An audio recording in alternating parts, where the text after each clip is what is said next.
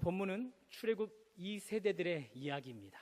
하나님께서 요단을 마른 땅으로 건너게 하는 본문을 오늘 이 본문을 통해 여러분과 저에게 보여주시기를 원하십니다. 이 기적 사건을 통해서 하나님께서 여러분과 저에게 말씀하시고자 하는 것이 있을 텐데요, 하나님은 이 마른 땅을 기적으로 건너게 하는 이 사건을 누구에게 허락하시는가?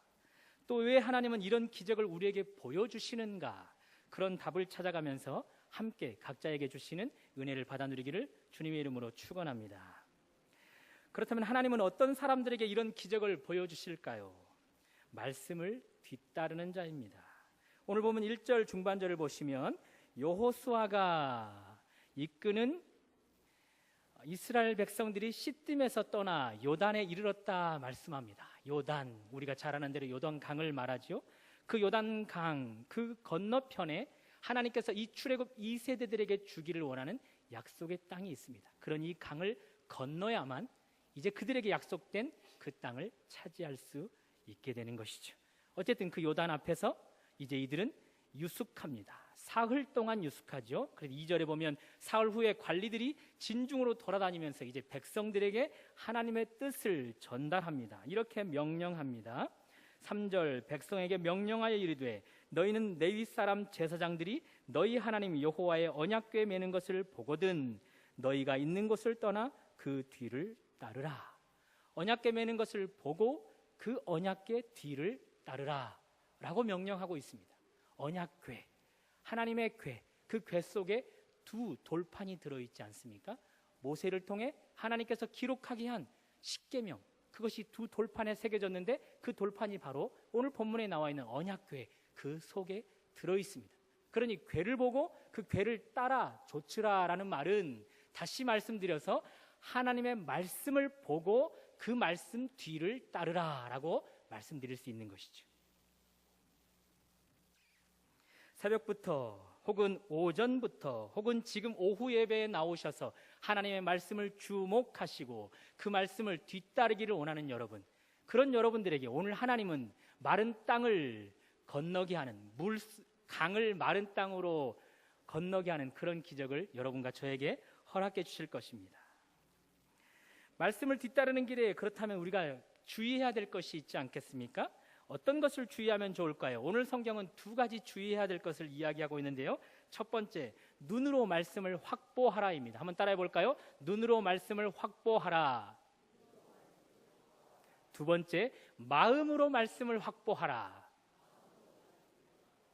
먼저 첫 번째 것을 살펴볼까요? 눈으로 하나님의 말씀을 확보하라 말씀하시는데요, 오늘 보면 3절 후반절을 보시면 언약궤를 뒤따르라 해놓고 주의할 점을 이야기하는데요, 4절 그러나 너희와 그 사이 거리가 2000규빗쯤 되게 하고 그것에 가까이 하지는 말라.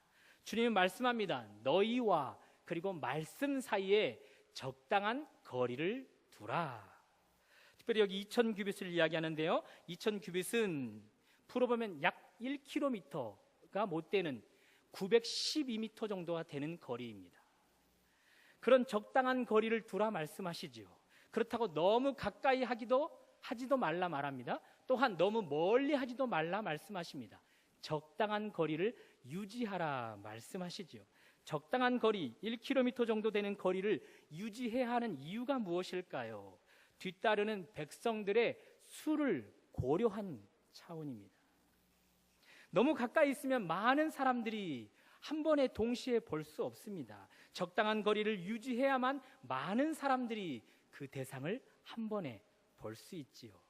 하루는 키 작은 삭개오가 예수님을 보고 싶은데 볼 수 없어서 나무 위로 올라갔습니다. 왜 삭개오가 나무 위로 올라갔습니까? 왜 예수님을 그 키 작은 삭개오는 볼 수 없었습니까? 키가 작은 이유가 다입니까? 아니죠. 무리들이 예수님을 둘러싸 있었기 때문에 키 작은 삭개오는 그가 가진 단점이 결국 예수님을 보지 못하게 하였던 것이죠. 그러니 키 때문에, 또한 무리들이 예수님을 둘러싸고 있었기 때문에 예수님을 보지 못했던 것입니다. 만일 예수님이 무리를 떠나 멀리 떨어져 계셨다면 키 작은 삭개오도 무리들과 함께 동시에 예수님을 볼 수 있었을 것입니다. 그러니 적당한 거리를 두어야 시야가 확보됩니다. 성경의 강조는 분명합니다. 이렇게 1km 적당한 거리를 두라 말씀하셔서 모든 사람이 시야에 말씀을 확보하기를 원하십니다. 가까이 있는 사람, 멀리 있는 사람, 그 모든 사람들이 말씀을 시야에서 두기를 원하시는 것이죠. 가까이 있어서 말씀을 놓치는 일이 없기를, 또 너무 멀리 있어서 말씀을 놓치는 일이 없기를 성경은 강조하고 있습니다. 저는 축구를 잘 못합니다. 여러 가지 이유가 있겠지만 그 중에 한 가지 이유를 꼽는다면 시야 확보가 제대로 되지 않습니다. 우리 편이 저에게 공을 패스해 주었습니다. 분명 상대편이 멀리 서 있습니다. 그런데 시야가 확보가 되지 않은 저는 벌써부터 제 가까이에 저의 상대편이 와서 공을 빼앗을 것으로 생각합니다. 그러니 순간 당황하지요. 여유가 없지요. 그래서 공을 차는데 헛발질을 합니다. 그래서 패스를 하는데 잘못된 곳으로 패스를 합니다. 그래서 여유가 없는 그 마음 때문에 결국 자책골을 넣는 일도 있습니다. 반면 시야가 확보된 사람들은 어떻습니까? 그 시야 확보로 말미암아 여유가 있습니다. 여유가 있으니 상대편과 우리 팀이 어디에 위치하고 있는지 정확하게 알 수 있습니다. 그러니 패스 성공률이 높을 수밖에요. 여유가 있으니 공을 차도 제대로 찰 수 있습니다. 또한 우리 팀이 상대편 빈자리로 치고 들어가는 것을 정확하게 보고 그곳을 향해 패스해 줄 수 있지 않겠습니까? 뿐만 아니라 빈틈을 공을 가진 내가 치고 들어가서 골인을 시킬 수 있는 것이죠. 그러니 시야의 확보, 그것은 결국 승리를 가져다 주는 그런 결과를 낳게 됩니다.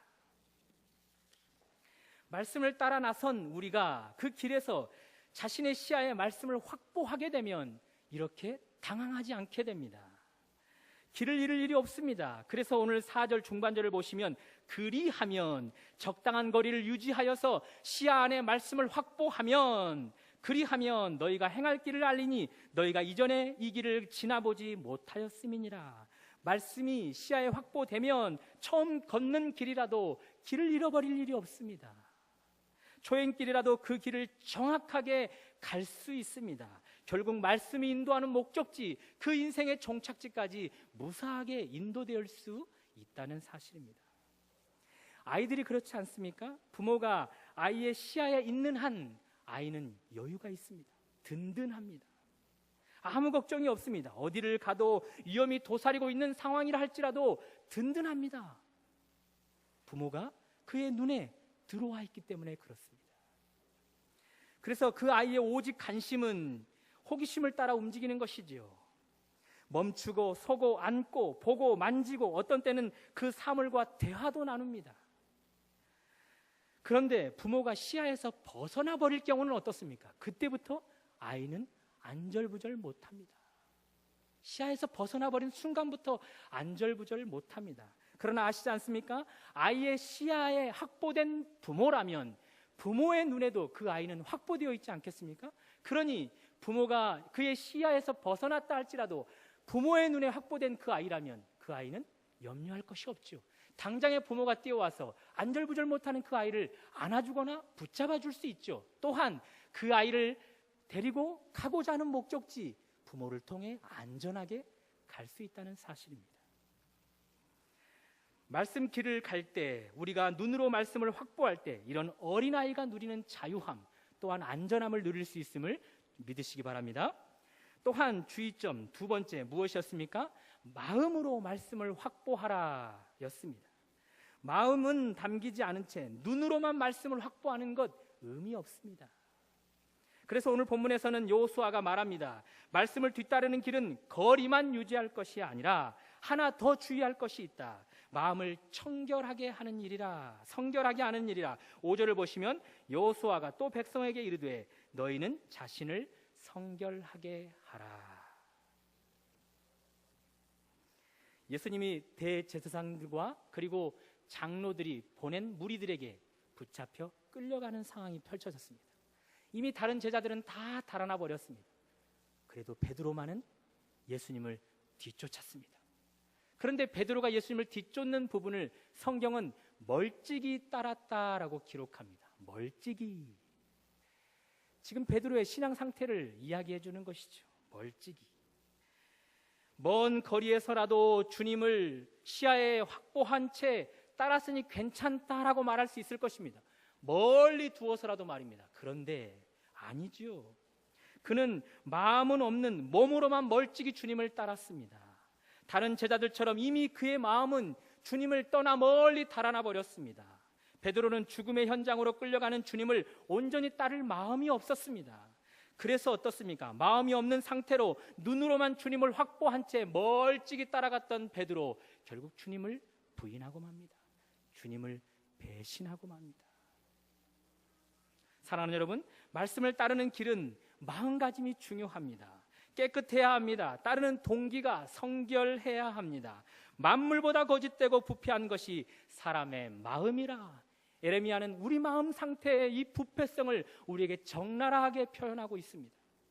그러니 우리 각자는 마음을 예의주시해야 합니다. 마음이 부패되거나 오염되는 일이 없는지 항상 살펴야 하는 것이죠. 그런 의미에서 전도자는 잠언을 통해 이렇게 이야기합니다. 무릇 지킬 만한 것 중에 내 마음을 지키라. 또한 예수님도 말씀하십니다. 마음이 청결한 자는 복이 있나니 저가 하나님을 볼 것이며. 말씀을 뒤따를 때 마음이 이렇게 중요합니다. 그래서 그럴까요? 여호수아는 다른 각도에서 4절에서 이 마음으로 말씀을 확보해야 될 것을 이야기하는데요. 4절, 그러나 너희와 그 사이 거리가 2000규빗쯤 되게 하고 그것에 가까이 하지는 말라. 가까이 하지는 말라. 왜 말씀을 가까이 해서는 안 되는가? 왜 너무 가까이 해서는 안 되는가? 하나님은 창조주이십니다. 그리고 우리는 하나님의 피조물입니다. 인간의 영역과 하나님의 영역은 반드시 구분됩니다. 그 궤는 하나님의 영역이지요. 함부로 할 수 없는 하나님의 영역입니다. 한 번은 베레스 우사라는 사람이 여호와의 궤를 옮기는 과정 속에서 하나님의 궤에 너무 가까이 하고 말았습니다. 너무 가까이 하여서 하나님의 궤를 만지고 말았습니다. 그 결과 그는 죽음을 당하고 말았죠. 왜 그렇습니까? 하나님의 법에는 반드시 명시되어 있었거든요. 구별된 사람만 이 궤 앞에 가까이 나올 수 있다. 이 구별된 사람만 여호와의 궤를 어깨에 멜 수 있다. 그 법을 무시하였던 베레스 우사, 결국 죽임을 당하고 말았습니다. 하나님의 영역을 침범한 결과 죽음을 당하고 말았습니다.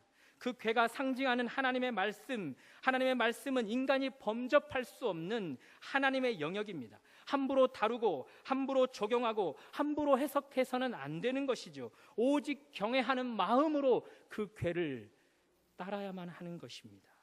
온 마음으로 궤를 확보하고 온 마음으로 말씀을 확보해서 따라야만 하는 것입니다. 여러분은 어떻습니까? 우리는 눈으로 말씀을 확보하는 것 굉장히 잘합니다. 교회에서 말씀이 선포될 때 말씀에 주목하는 일 어렵지 않게 잘하고 있습니다. 또한 말씀이 선포될 때 귀로만 확보하는 일도 우리는 쉽게 잘하고 있죠. 그런데 그 선포되는 말씀을 마음으로 확보하는 일은 어떻습니까? 마음으로 확보하는 일 잘하고 계십니까? 아니면 어려워하고 계십니까? 마음으로 말씀을 확보하는 것은 말씀을 가지고 삶의 현장으로 가는 것입니다. 삶의 현장으로 가서 그 말씀을 살아내는 것입니다. 그러니 마음으로 말씀을 확보하는 것 쉽지 않습니다. 어렵습니다. 여호수아는 그 쉽지 않은 그것을 우리에게 요청하고 있습니다. 말씀을 따르는 길에 마음으로 말씀을 확보할 것을 명령하고 있습니다. 눈으로만 아니라 마음으로 반드시 말씀을 확보할 것을 말씀하고 있습니다. 그런 사람들에게 요단을 마른 땅으로 건너게 하는 기적 맛보게 하실 것이다 라고 말씀해 주시면서 우리에게 명령하고 있습니다. 그러니 우리는 이 훈련을 해야 합니다.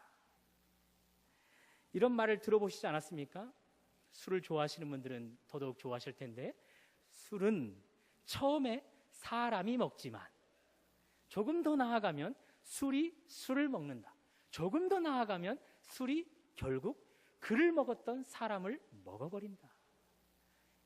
이 불경건한 술을 이 오늘 말씀에 한번 대입해 봐도 될까요? 우리가 처음에는 눈으로 말씀을 확보합니다. 조금은 쉬운 방법, 눈으로 혹은 귀로 말입니다.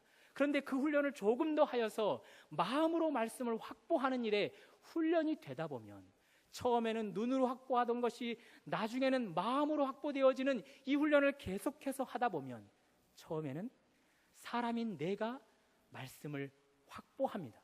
이 훈련이 더 되면 이제는 말씀이 말씀을 확보합니다. 이 훈련이 더 되어지면 말씀이 처음에 말씀을 확보하려 했던 나를 확보해버리는 그런 은혜가 있다는 사실입니다. 바라기는 여러분과 저에게 처음에는 우리가 확보하렸던 그 말씀이 이제는 우리를 확보해버리는 그런 은혜가 여러분과 저의 삶 속에서 체험되기를 주님의 이름으로 축원합니다.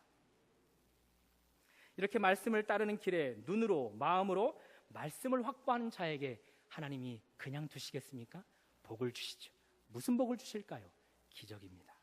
오늘 8절 보시면 너는 언약궤를 맨 제사장들에게 명령하여 이르기를 너희가 요단 물가에 이르거든 요단에 들어서라 하라. 그 명령을 여호수아가 받았습니다. 그런데 이때가 언제입니까? 이제 요단을 건너야 될 그때를 설명해 주는데요. 특별히 15절을 보시면 요단이 곡식 거두는 시기에는 항상 언덕에 넘치더라. 백성이 요단 앞에 섰을 때 그 요단 강을 건너려고 할 때가 바로 추수 때였습니다.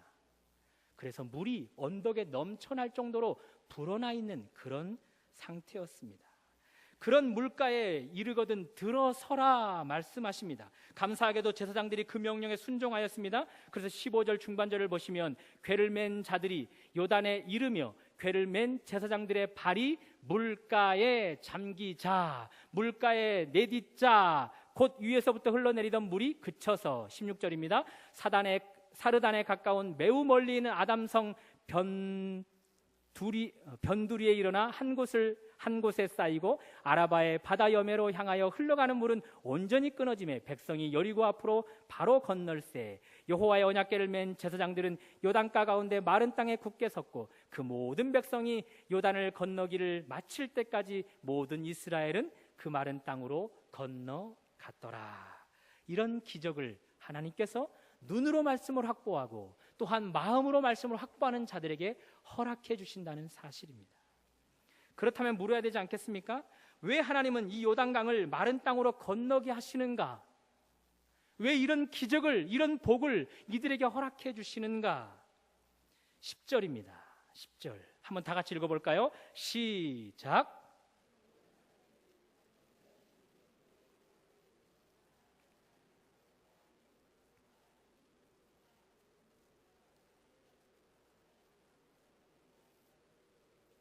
옆에서 반드시 쫓아내실 줄을 이것으로써 너희가 알리라.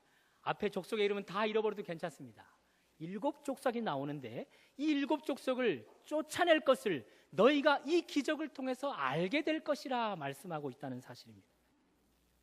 그러니 여기 지금 이들이 기적을 통해 마른 땅이 되어버린 그 물은 가나안 족속, 이들이 물리쳐야 될 적군만을 이야기하고 있지 않습니다. 이들이 물리쳐야 될 적군을 이야기하고 있는 것이죠. 영적으로 이스라엘이 물러내야 할 가나안 거민들을 말하고 있습니다. 이스라엘 백성들이 쫓아내야 될 그 거민들을 말하고 있는 것이죠. 그 대적들이 언제 물러갑니까? 그 대적들이 궤를 맨 제사장들이 그 물가에 발을 내딛자 그들이 물러갑니다. 물러나서 멀리 사라집니다. 접근할 수 없을 만큼 변방에 쌓이게 됩니다. 여기서 알 수 있는 것이 있지 않습니까? 사랑하는 여러분, 우리가 말씀을 따르는 길을 갈 때 눈으로 마음으로 말씀을 확보하면 그런 상태로 길을 가면 하나님이 우리 앞에 놓인 모든 적들을 물리쳐 주신다는 것입니다. 물처럼 그들이 흘러가게 만들고 그들이 떠나가게 만들고 그들이 우리 주변에 얼씬거리지 못하도록 변방에 쌓이게 만든다. 그렇게 말씀하십니다. 그것이 말씀을 눈으로 마음으로 확보하는 자들에게 하나님이 허락해 주시는 기적의 이유입니다. 특히 여러분, 여기 있는 물은 가나안 적을 이야기하고 있지만 오늘 본문 여호수아는 여기 있는 물을 가나안 적들로 이야기하고 있지만 신약 성경에서 보면 베드로전서에서 보면 이 물은 잘 들어보십시오. 그리스도의 구원의 표라 혹은 그리스도의 구원의 세례라라고 말씀합니다. 이 물을 통해서 베드로가 이야기하는 것은 무엇이냐? 너희들이 이 물을 통해 구원을 받게 된다. 그리고 세례를 받게 된다. 이 세례를 통해, 이 구원의 표를 통해 너희가 하나님께 나아갈 수 있는 길이 열려 있다라고 말씀합니다. 좀 어렵습니까?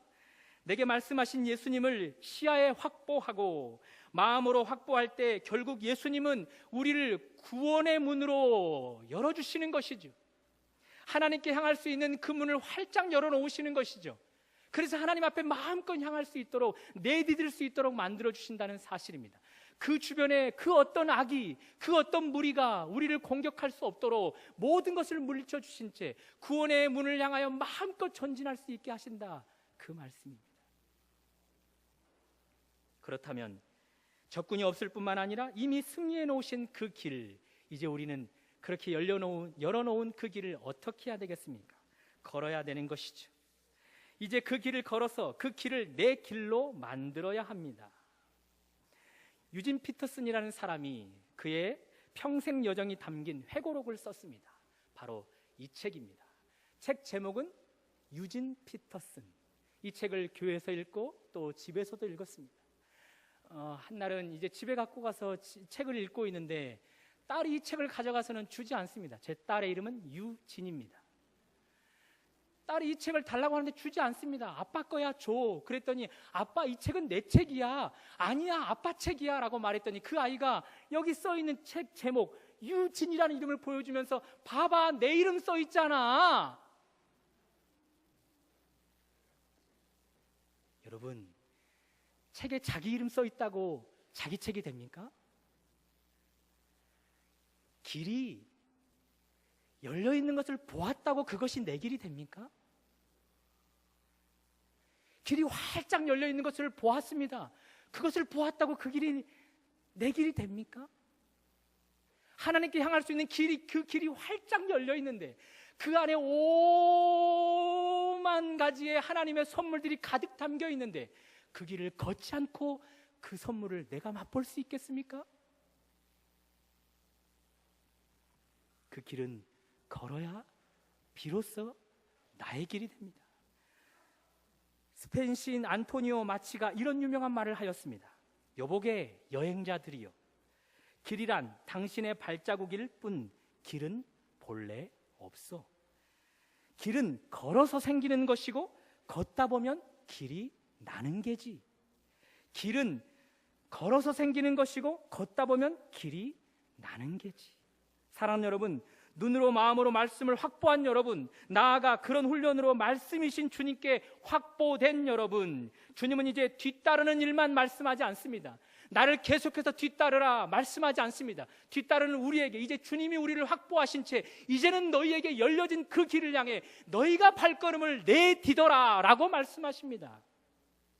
활짝 열린 길, 하나님을 향하여 활짝 열린 길, 너희의 기도 응답을 위해서 활짝 열린 길, 믿음의 성장을 위해서 활짝 열린 길, 이제는 그 길을 나를 뒤따를 것이 아니라 이제는 너희가 직접 그 길에 내딛어서 너희의 길을 만들라 말씀하십니다.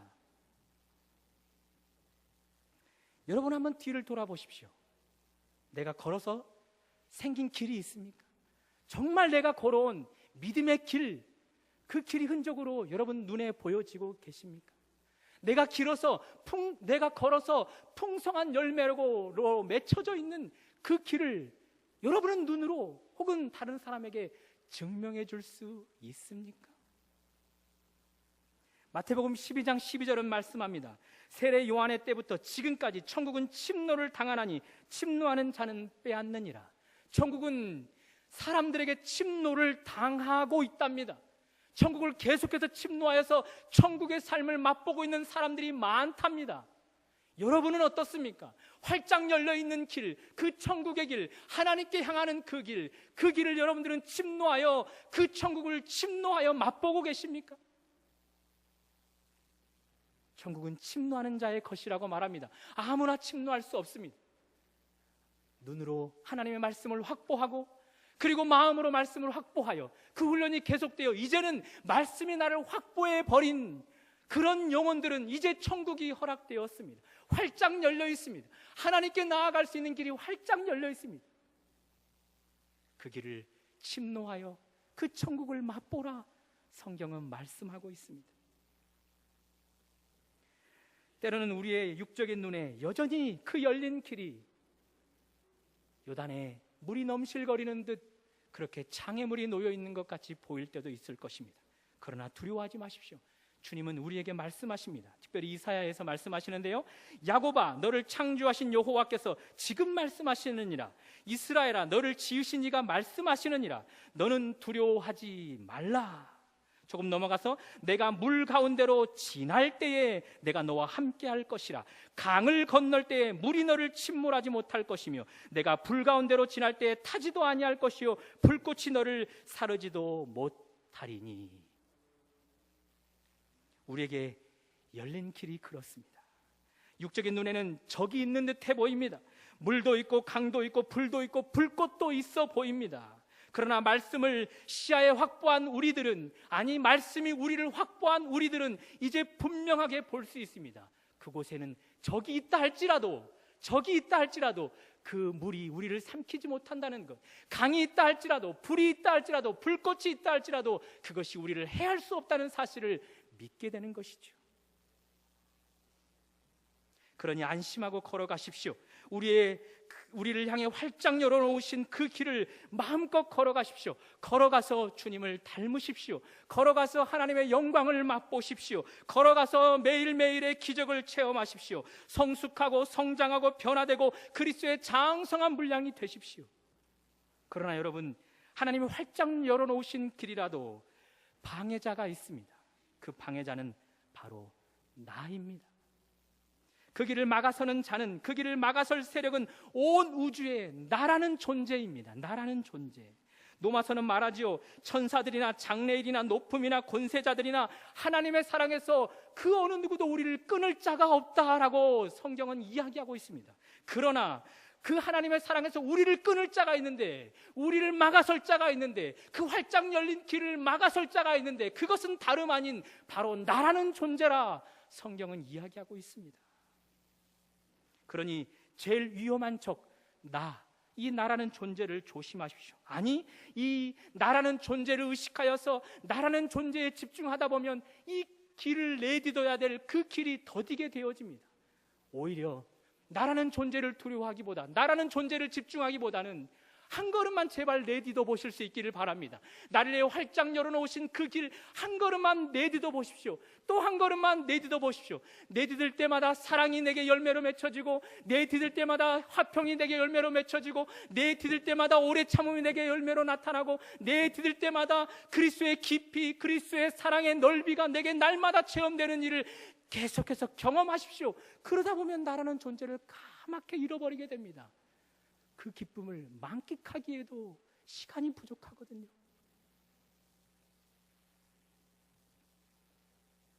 바라기는 한 주, 이미 나를 확보해 버리신 예수님, 그분이 열어놓으신 길에서 한 걸음 더 내딛어서 성령의 열매가 여러분들에게 계속해서 주렁주렁 맺히고, 그리스도의 장성한 분량이 여러분들의 내딛는 그 삶의 현장 속에서 향기로 드러나는 그런 놀라운 은혜가 여러분과 저에게 있기를 주님의 이름으로 축원합니다.